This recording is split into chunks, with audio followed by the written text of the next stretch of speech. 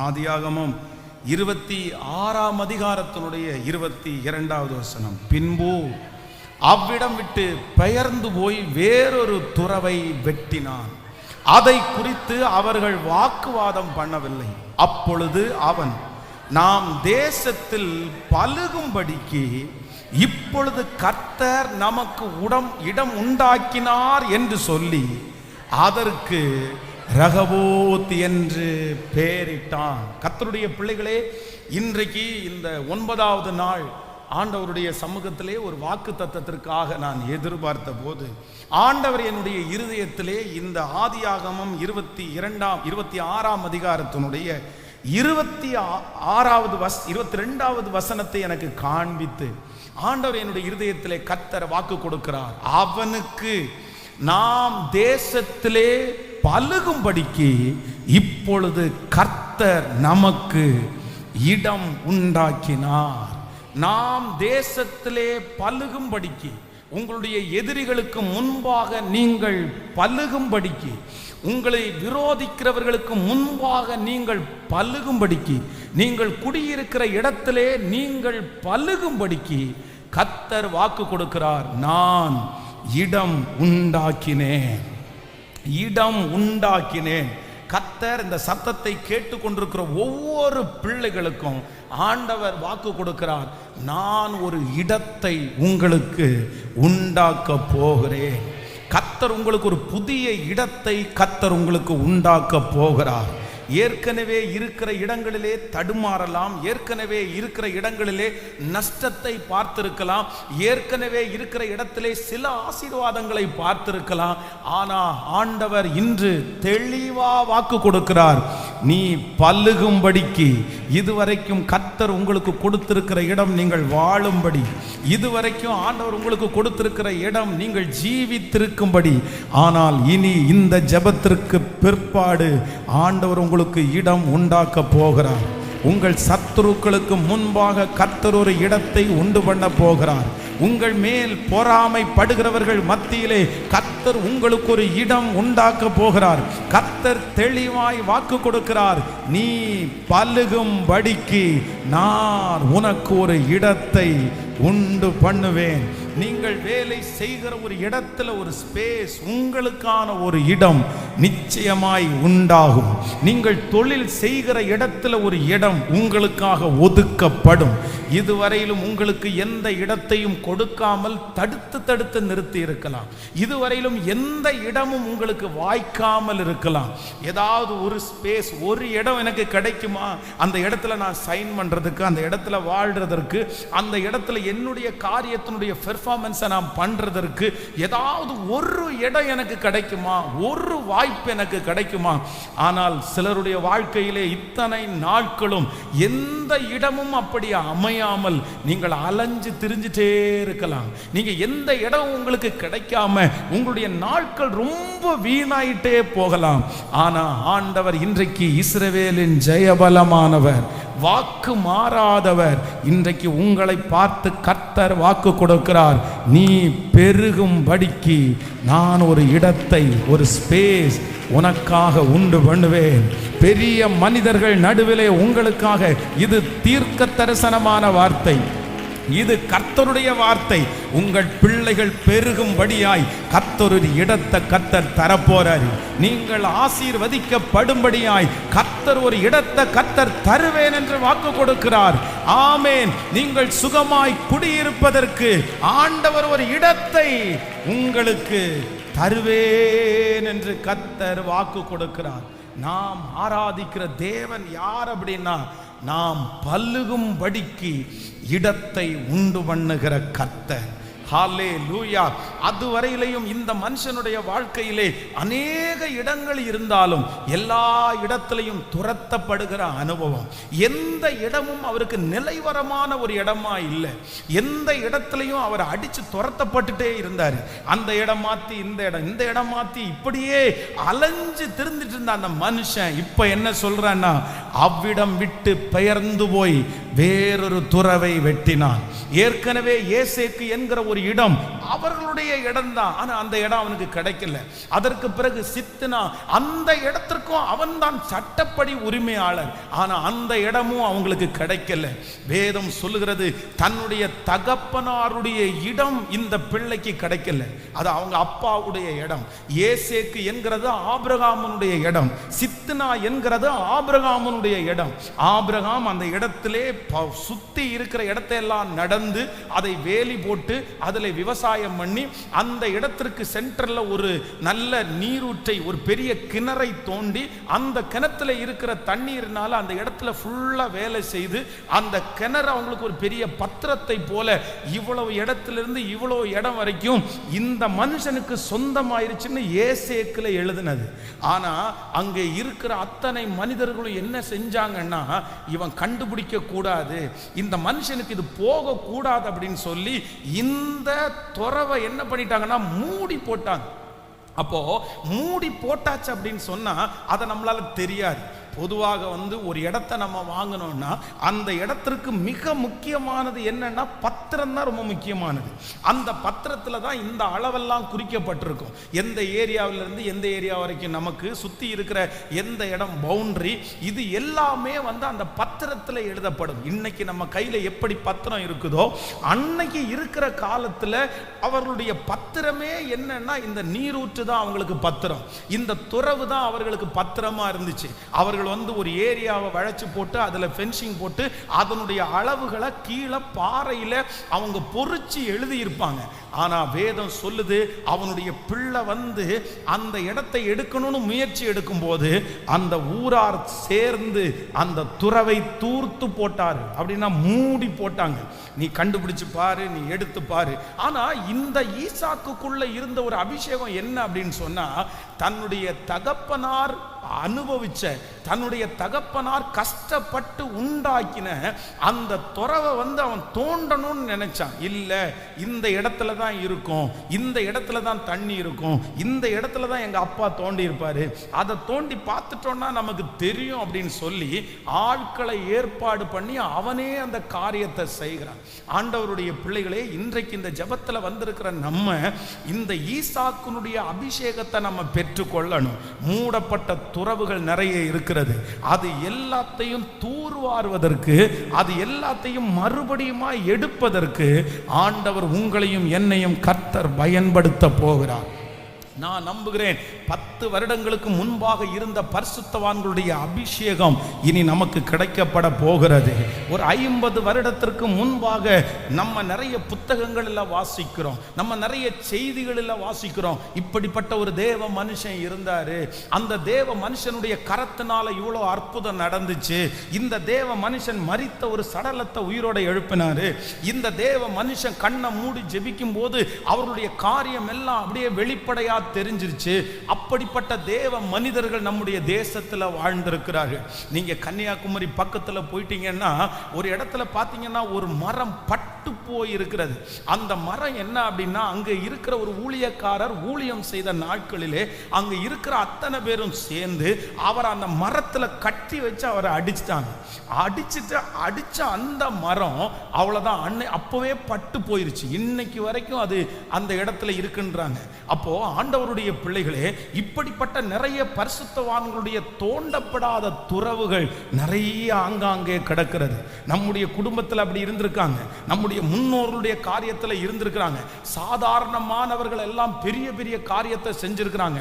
ஆண்டவரை நம்பினதுனால அவங்க பெரிய லட்சியத்திற்கு நேராய் போயிருக்கிறார்கள். ஆனால் இன்றைக்கு ஒருவேளை அந்த சூழ்நிலைகள் எல்லாம் மங்கி இருக்கலாம், அந்த அபிஷேகம் எங்கே எங்கே என்று பலர் கேட்டிருக்கலாம். ஆனா இந்த ஈசாக்கு அமைதியா இருக்கல்ல. இந்த ஈசாக்கு தன்னுடைய ஞானம் வந்த உடனே அவர் செஞ்சது என்ன அப்படின்னா, தன்னுடைய தகப்பனார் தோண்டினது, தன்னுடைய தகப்பனார் அனுபவித்தது, தன்னுடைய தகப்பனார் வேலை செய்த அந்த துறவு எங்கெல்லாம் மூடப்பட்டு கிடக்கிறதோ அது எல்லாத்தையும் மறுபடியும் தோண்ட ஆரம்பித்தார். நான் நம்புகிறேன் நீங்களும் நானும் ஆண்டவரிடத்தில் ஜெபிக்க போகிறோம். அந்த பரிசுத்தவான்களுடைய அபிஷேகம் எங்கே? அந்த தேவனுடைய மனிதனுடைய அபிஷேகம் எங்கே? நான் நம்புகிறேன் இந்த சத்தத்தை கேட்கிற நிறைய ஆண்டவருடைய பிள்ளைகளை, நிறைய குடும்பத்தை கர்த்தர் இந்த 100 நாளைக்குள்ள கர்த்தர் உருவாக்க போகிறார். எப்படி உருவாக்க போறார்னா, தோண்டப்பட்ட நிறைய துறவுகள் உங்கள் மூலமாய் அது ஹல்லேலூயா மறுபடியும் எடுக்கப்படுகிறது, மறுபடியும் தூர்வாரப்படுகிறது, மறுபடியும் அதிலிருந்த நன்மையை நாம் புசிக்க போகிறோம். ஹல்லேலூயா.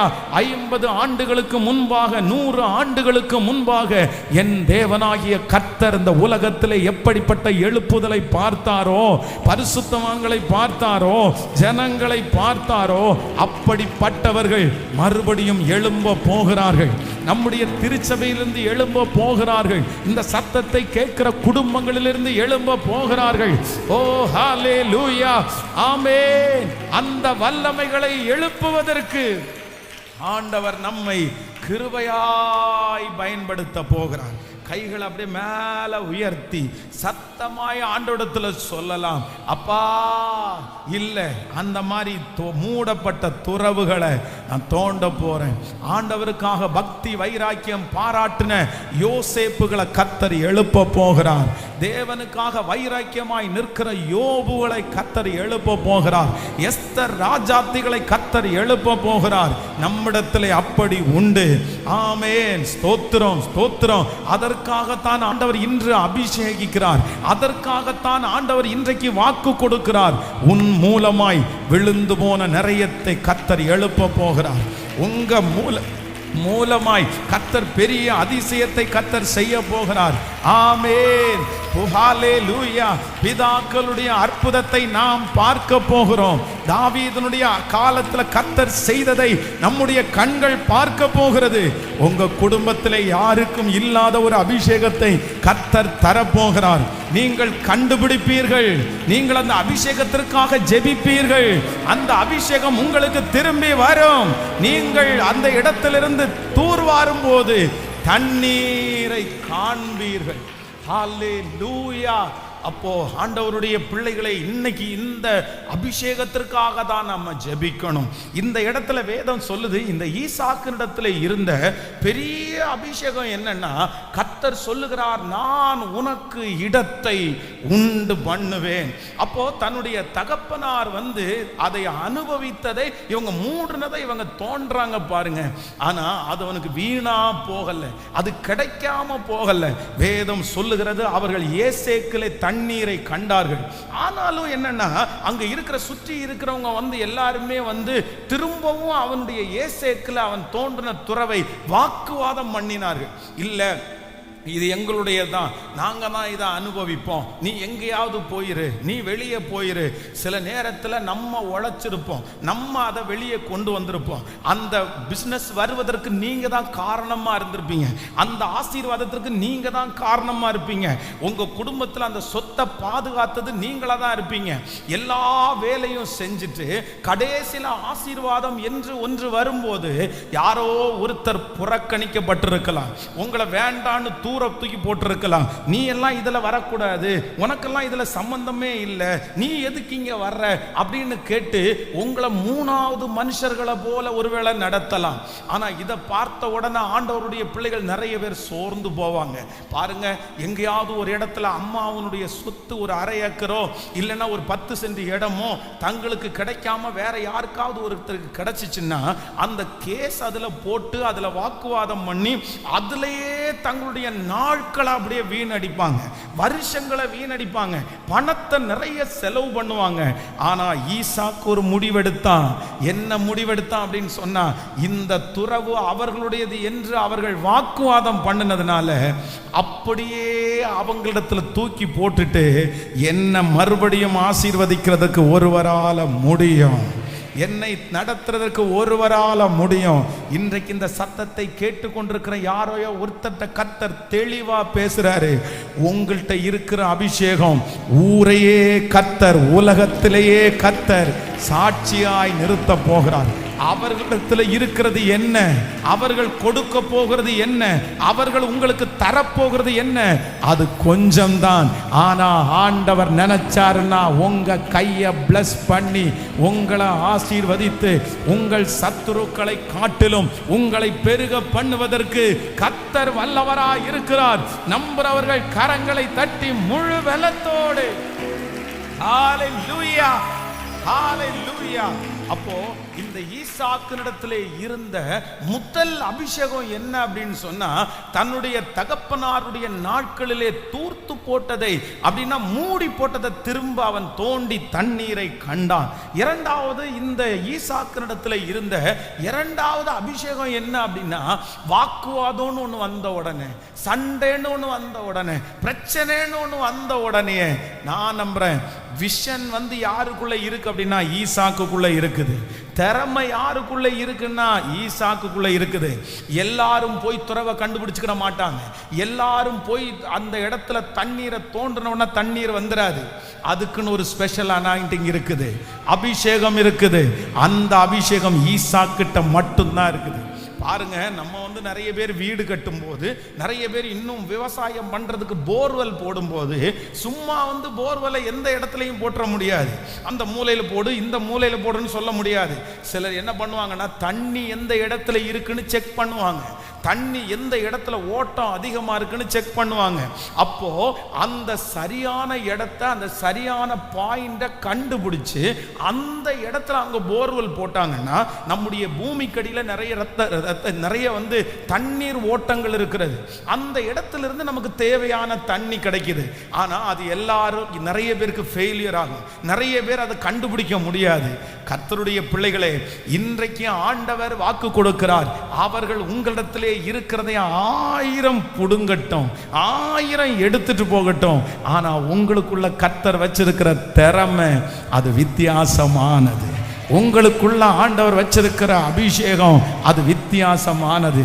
ஈசாக்கு ஏசேக்குல துறவ தோண்டினாலும் தண்ணி வரும், சித்தினாவில் தோண்டினாலும் தண்ணி வரும், ரகபோத்துல தோண்டினாலும் ஈசாக்கு தோண்டுவான். ஆனால் நல்ல கைகளை மேல தட்டி, அதே போலதான் கர்த்தர் வாக்கு கொடுக்கிறார்.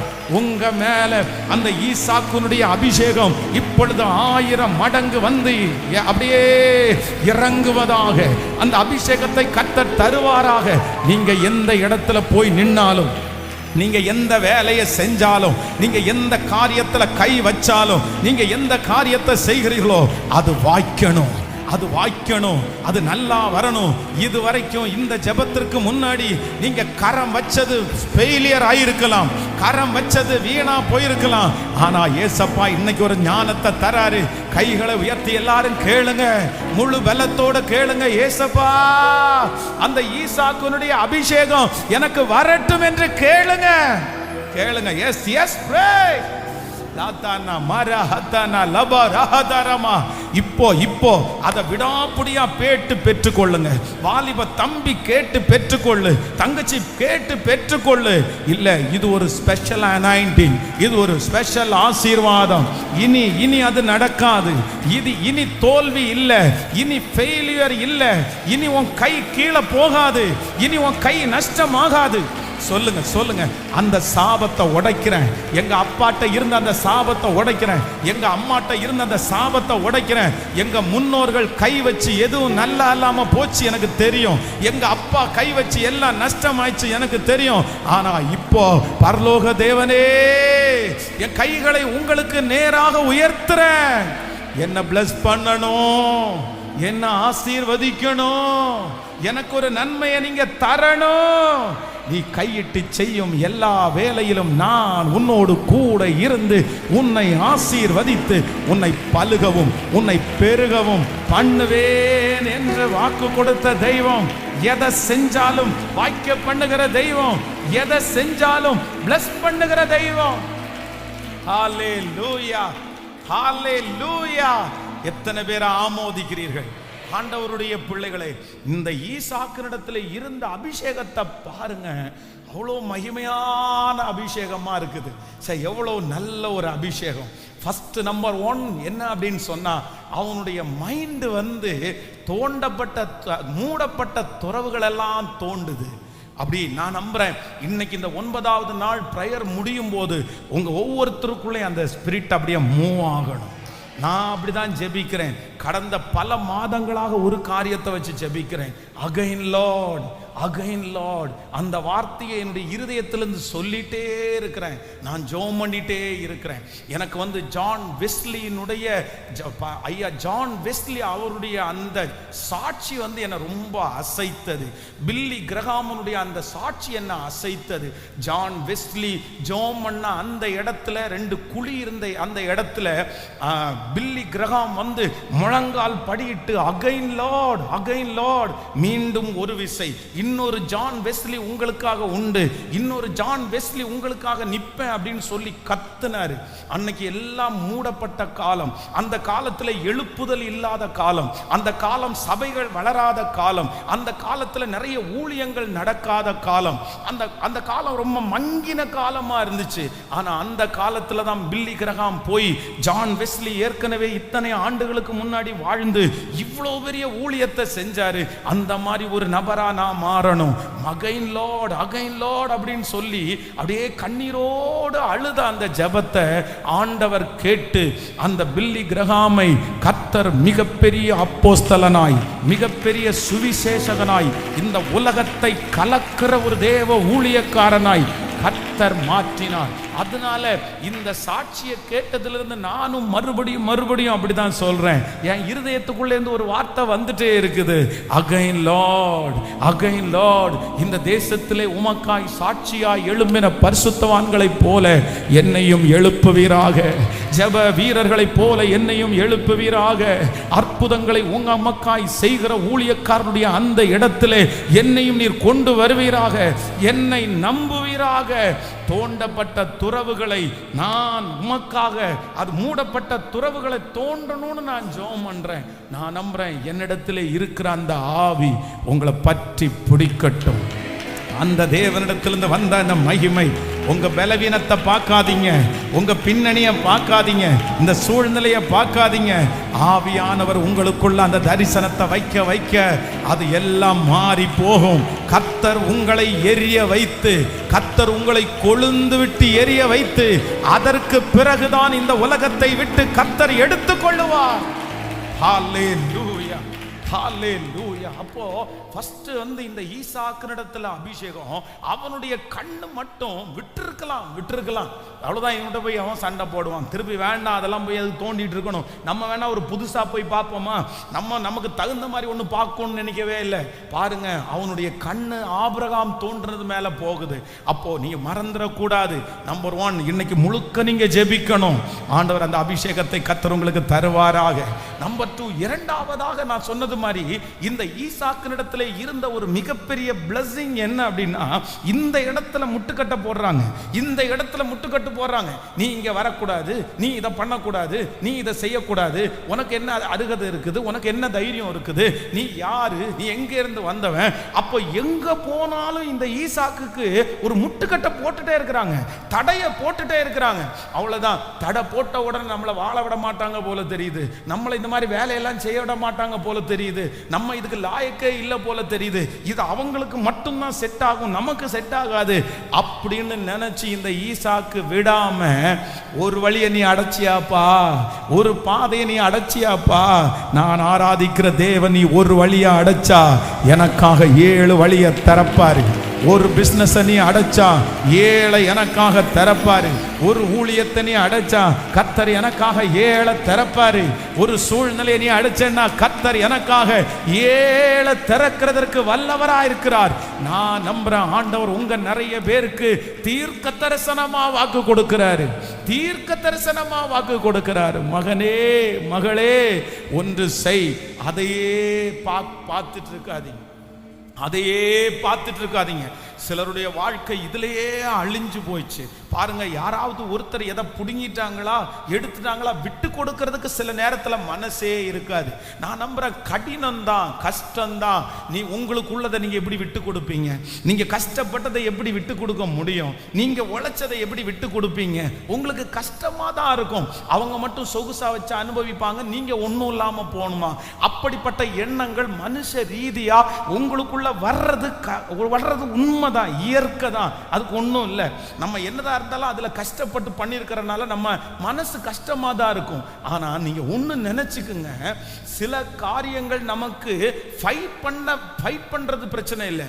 ஆனா அது வராதுன்னு தெரியும் போது, அது காலதாமதம் ஆகுதுன்னு தெரியும் போது, அதுக்கு பின்னாடி ஓடுனா சமாதானம் போகுது, அதுக்கு பின்னாடி போனா ஒரு வெற்றியும் தெரியலன்னு தெரிஞ்சதுக்கு அப்புறம் அதுக்கு பின்னாடியே போயிட்டு இருக்காம நான் என்ன நம்புறேன் அப்படின்னா, இந்த ஈசாக்கை போல ஏசேக்க மூடிட்டாலும் நான் நெக்ஸ்ட் சித்தனாவுக்கு போவேன்.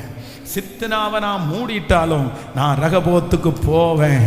எனக்கு சித்தனாவை மூடலாம், எனக்கு ஏசேக்க மூடலாம், ஆனா கர்த்தர் எனக்காக வைத்திருக்கிற ரகபோத்தை ஒருவராலும் இன்று கர்த்தராகிய ஆண்டவர் வாக்கு கொடுக்கிறார். உங்களுக்காக ஒரு ரகபோத், உங்களுக்காக ஒரு ரகபோத், உங்களுக்காக ஒரு ரகபோத், உங்களுக்காக ஒரு ரகபோத். அடைக்கப்பட்ட வாசல்கள் உங்களுக்காக திறக்க போகிறது. கைகளை எல்லாம் மேல தட்டி எல்லா ஏசேக்கு சித்தனா இன்றையோடு முடிய போகுது. ரகபோத்த கர்த்தர் தர போகிறார், ரகபோத்த கர்த்தர் தர போகிறார். நீங்க கையிட்டு செய்கிறது வாய்க்க போகிறது. ஆண்டவர் வாய்க்க பண்ண போகிறார். ஹல்லேலூயா. அவர்களை பார்க்கலும், சத்துருக்களை பார்க்கலும், மூடி போடுகிறவர்களை பார்க்கலும், பிடுங்கினவர்களை பார்க்கலும் உங்களை கர்த்தர் பல மடங்கு அப்பா கொடுத்ததை விட, அம்மாவுடைய பார்ட்டிஷனை விட, உங்க சொந்தக்காரங்க கொடுக்கிற பார்ட்டிஷனை விட என் ஏசப்பா உங்களுக்கு தர்றது, எங்க ஏசப்பா உங்களுக்கு தர்றது அவங்க யாருமே கொடுக்க முடியாத அளவுக்கு பெருசா இருக்கும். நம்புறவங்க கைகளை மேல தட்டி ஆமென்.